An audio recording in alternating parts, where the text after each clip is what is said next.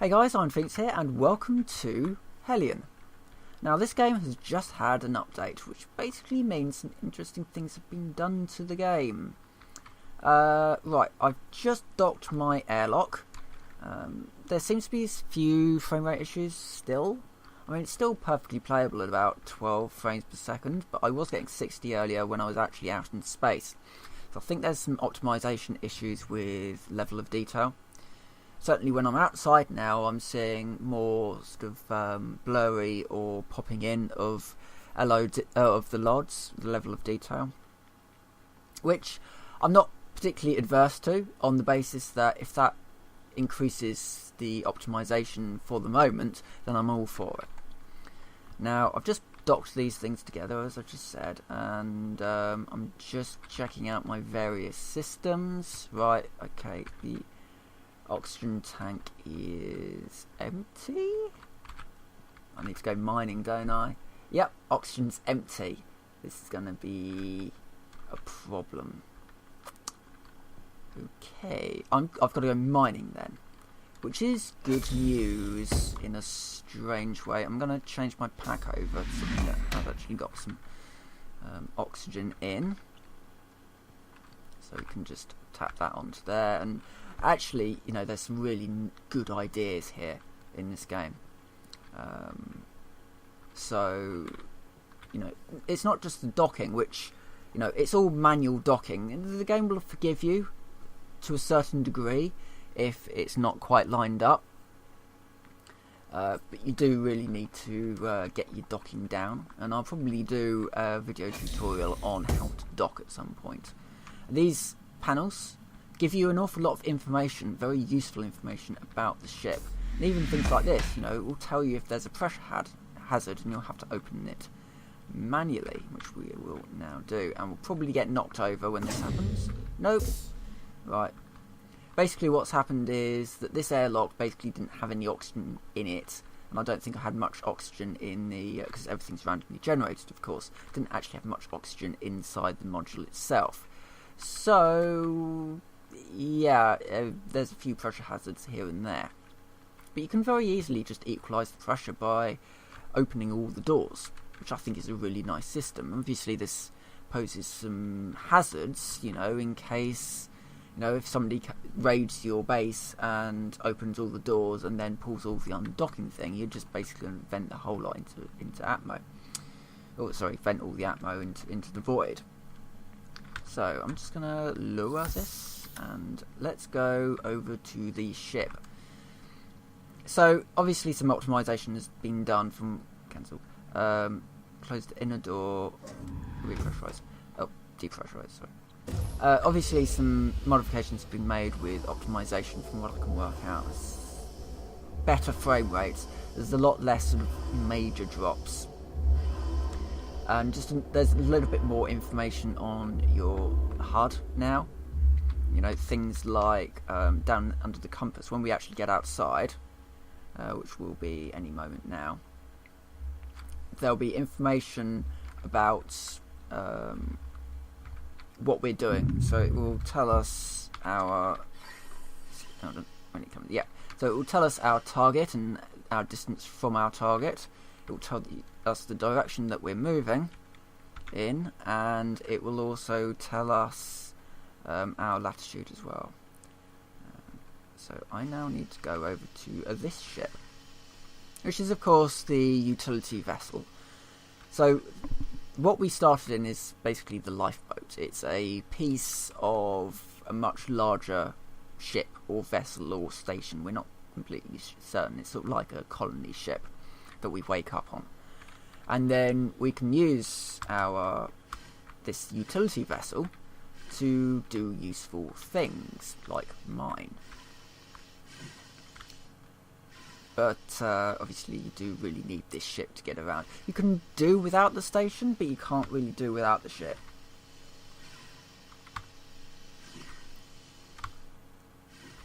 And they've modified a few bits and pieces here and there, as actually within the ship there's a few different things, like the docking handle, for example. So one of the bugs that people were coming up with was that if you took your ship out and you found another utility vessel, you could grapple the two together, but you couldn't actually release those docking clamps because there were no handles to release the docking clamp with. And that's changed now. The grappler now has a manual handle, and they fixed a load of bugs that I was coming up with in the pilot seat as well. So whenever you tabbed out of driving it or out of the navigation thing, it would or docking, it would lock you in, so you had to get up and then go back into the seat. They fixed that. So they are pretty dedicated in trying to fix the weird issues that have been popping up. This is pretty much a patch. There's not a huge amount that's been added in this. This isn't the content patch which they are working on. This is mostly bug fixing. Right, so let's repressurize.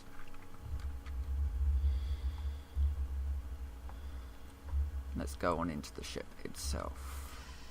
The airlock seems to work now as well, which is really good. Not this airlock. This airlock always used to work. But if you vent the cargo bay, which you might want to do if you're doing any mining, it's probably best to vent the cargo bay into the void, and then use the airlock in the elevator to move from the cargo bay into the thing. And then when you've got the oxygen to play around with, you can then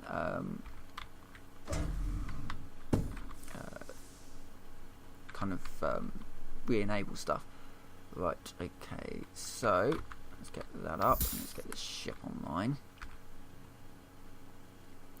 Turn the solar panels on. I've got dodgy components somewhere. Oh, the EM field controller is low HP. Okay, good to know.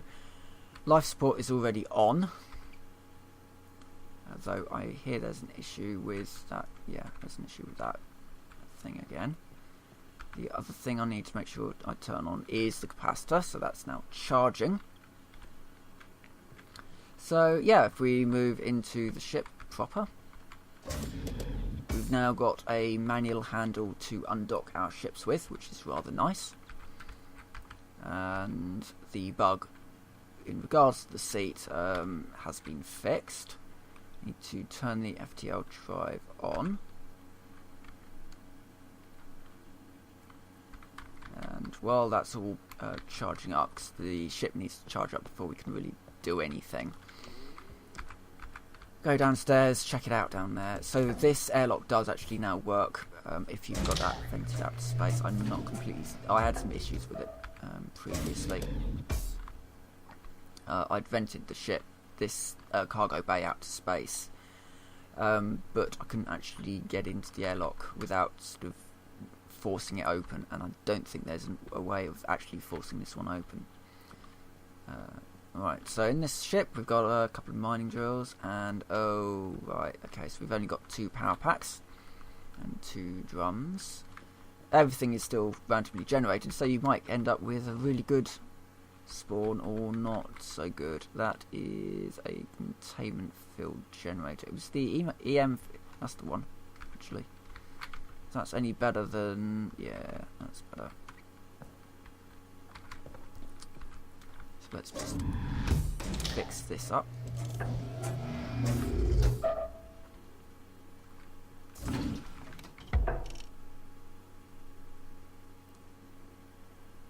Oh, my containment field generator was actually absolutely fine. It was... oh God. It was that one. So it's almost like a little EM field controller, okay.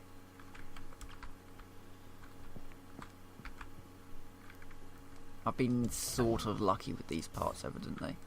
Let's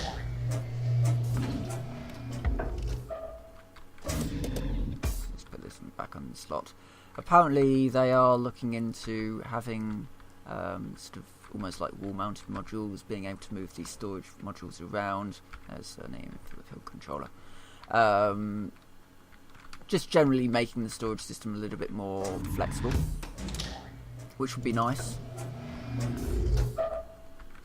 they are very dedicated, it seems, to fixing a lot of these weird issues that people have been getting. And that's great. That's what you want from early access. Now, when the game was released, initially not that long ago, there was an awful lot of complaints from certain people that it took too long to really learn how to play the game, and as a result, by the time they'd worked out that actually they didn't really want to play the game anymore, they were 10 hours in and they couldn't refund anymore. And an awful lot of the reasons why they didn't really want to play it anymore was because they brought into early access and the game wasn't working properly, which is kind of what most people would expect from early access. And this patch has really kind of shown up the naysayers, as it were, so far anyway. We'll see what happens in the future, but every early access game is a risk, like Starforge was, and apparently Reign of Kings has kind of gone the same way, in that the game may not actually be quite as finished as the developers say it is. Just want to take out the air filter, put the new one in. Ultimately, this is a game about just doing up your spaceships, and there's a PvP element to it as well. But I don't really get involved with the PvP stuff, I have to say. I think a game like this, it's kind of going to end up being like Rainbow Six, where you have a reasonably decent community, and you don't necessarily have the need for people to PvP. Mainly because PvP is a really, really difficult thing to set up. Something like PlanetSide works because you're forcing people into that setting. You are basically saying kill or be killed. But in a game like this, not really. I'm gonna go to nav, and I'll show you the warp stuff. I'm basically showing you an awful lot of stuff I didn't really show you in the first one, because in the first one, no, that's the sun. I want to zoom in on that one. I do need to go mining, but I do also want to see if I can find a module of some description. If I hit scan, this will sort of reveal things of interest, apparently. There we go. Right, so we've got asteroids. I think we get sort of these weird cloud things as well. I'm just kind of waiting to see. Maybe not. I think the cloud things do appear. Right, this one's got lots of asteroids in, so let's just go to an asteroid. That one looks interesting. Right, so acceleration too low, so I just need to tweak that one a little bit. Let's bring it down as low as possible. There you go. It's going to take me 5 minutes, apparently. You can put more fuel in and it will take less time, but I'm just going to use one out of that and initialize. Okay, so interact with that, and you want to just move the ship. Yeah, and don't press any of the WASD keys. This is a little annoying. I'm just going to redo that one.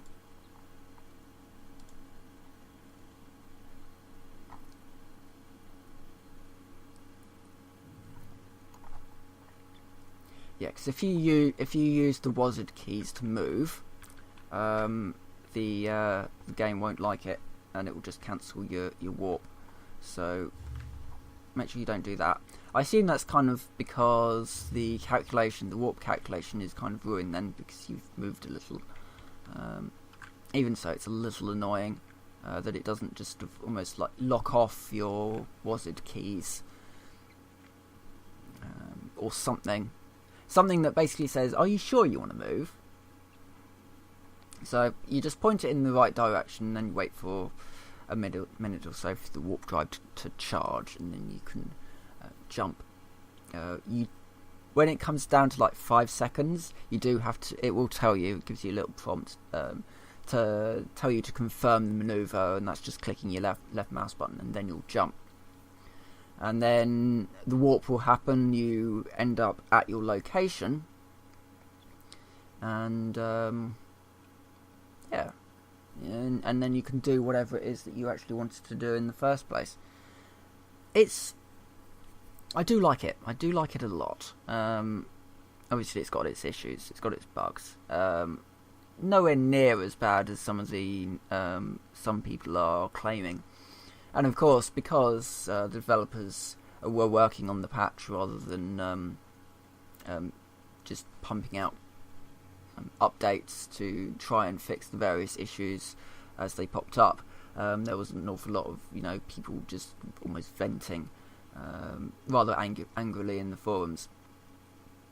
However, that's pretty much done with now, thankfully. There we go, left mouse button to activate, and then warp start. I think this is a little bright. The bloom is a little extreme on this, and usually what happens is, so I've got about 5 minutes in warp. I'm going to go and set up to do some mining now. I'm just kind of going to let it do its thing. And that's the other thing with warps. You can end up with very, very long warp times. Basically, if you want to go to the other side of the solar system, then you're going to have to pay for that in a longer warp time than normal. However, if you're just doing a quick, it's a quick 5-minute jump, you can then use that time wisely and get your stuff ready for whatever excursion that you're planning on doing. In my case, I want to go mining, so I'm just getting this mining laser set up. The way you load all these things in is just by holding R, and then if you need to get rid of any of these things, if you hold R, you get this sort of menu up. It's not great, but if you then move your mouse wheel to say remove the battery, and then release R, he then removes the battery, and then you kind of have to drop it to the floor and hold F to insert it, and that's how you load the canister as well. You hold F down. Right, so we've got that bit sorted out. Next thing, let's see if we can... No, I'm going to go into the cargo point. Just grab some oxygen and put that in there. The other thing that they've done, which is rather nice, they've put... It's a little bit more detailed, so you can actually see that they've used a float to tell you exactly how much is in each thing. So let's do that. It's a bit of a bug there when you're coming out of it, but yeah, alright. I think we're still in warp. I think they've added a little bit of judder as well. So the ship is almost just sort of juddering around a little bit because you're in warp. It's a turbulent place, and this warp travel isn't perfect. The other thing that I need to do is... I don't want to close the door yet. For the one reason that I'm going to be venting the whole lot out to space when we get to where we're going. So I guess we should, while we're just doing this, it's 2 minutes left, I should just talk a little bit about, is this game worth to buy now? If you want to play a multiplayer game, it's got some fairly annoying bugs in still, then yeah, it's a decent enough game. Developers do seem to be working on it to make it better, and they are planning on a content patch to come at some point when it's ready. They seem to be very insistent. They want the patches to come out when they're ready to roll out, and as a result keep the bugs, keep the restriction to play to a minimum. And of course, it's early access, so bugs will pop up. Like this shadow is a little extreme, but as bugs go, it's not too bad.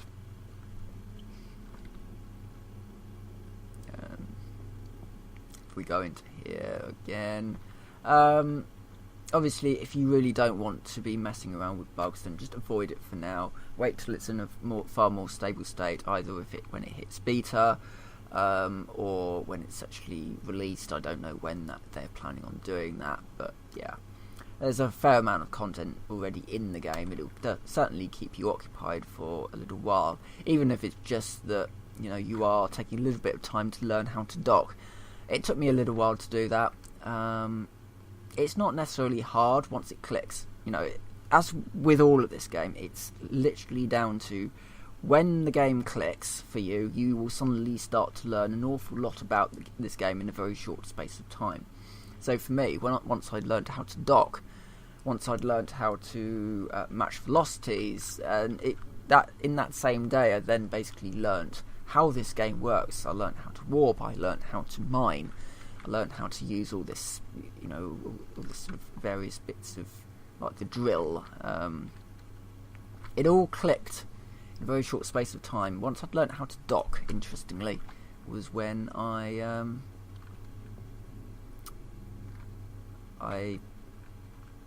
basically learnt the game as I see it. The one thing that I'm not particularly good at the moment is dealing with the derelicts. That's on my list of things to kind of try and get used to using. Right, I need to head into this asteroid. So, saying match velocity available when I'm about 500 meters out. Now, I don't really want to be matching velocity at 500 meters out. I want to be maybe 200 meters out, because I'm going to be doing a fair amount of back and forth with the canisters. Because I've only got 2 canisters. I probably should have grabbed that other one out of the main module, but oh well, not really an issue. Right, need to work out which direction I need to go in. Just need to slow all this down to that. Match velocities. Now we can get out of our suit and we can go mining, which is obviously the highlight of this video is going to be the mining, because mining is interesting. It's not really. Well, it's useful. It's useful to learn how to mine, because this is where all your minerals are going to come from. Right, this door needs to close. My thing needs to go on. Right, before you pull this lever, this is going to open the door and vent the atmosphere, but the resource thing is there. So if you don't have much oxygen to really play around with, or if you're not basically going mining, and so oxygen may not be on your list, or nitrogen, do not pull this lever until you've basically got stable atmosphere, because you need to be able to repressurize at some point. This is basically just going to vent everything. So, but you don't really get pushed out of it like you do with the airlocks, which is a bit odd, but maybe, you know, it's almost like implied that you've got a handhold or something there. Anyway, let's go out and to this lovely asteroid that we've got down here. I've no idea what's in this asteroid. I feel like there should be a bit of a visual guide, as it were, so it's not just here's rock. It's more, right, this is ice, and so you've got a little bit more of a sheen to it. I think this is going to be ice. I'm hoping this is going to be ice. Yeah, this is dry ice. And you literally just get close to it and you mine. You will use about maybe half a tank of oxygen doing each run. And you will fill up a canister by using a battery's worth of power. Now, all of the devices that you need to recharge all of this stuff, that's all back at the ship. You basically pop the battery out, put it into the charger, job done. Now, I'm going to mine about half a canister, because I am running out of time, but it's going to be about a half-hour video, so I don't want this to be too long.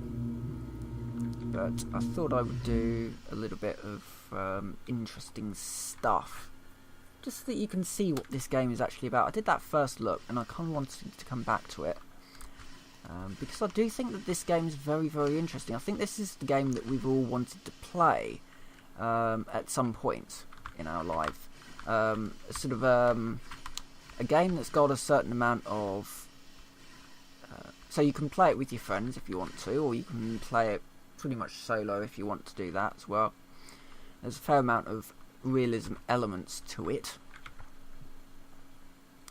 Let me just pull the canister out. No. That's pulled the...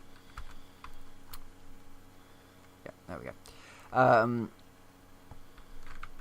Yeah, there's a fair amount of sort of really interesting elements in this game that would work in a multiplayer setting or would work solo. You know, if you just literally wanted to potter around and build a station, you can do that. Right, where you just do this is you just unload that into there. You go to your refining slot, you stick your dry ice into the refined slot, confirm that, you get oxygen out dry ice. If you can get heavy ice, then you can get the deuterium stuff. If you find nitrates, you can get your nitrogen out of that. But I think I'm going to leave it here now. I think I've shown you a fair amount of what there is to do. I didn't show you docking. Docking is a very, very big part of it, and I think a tutorial video all by itself is probably warranted. But for now, I will say thank you very much for watching, and I will see you next time.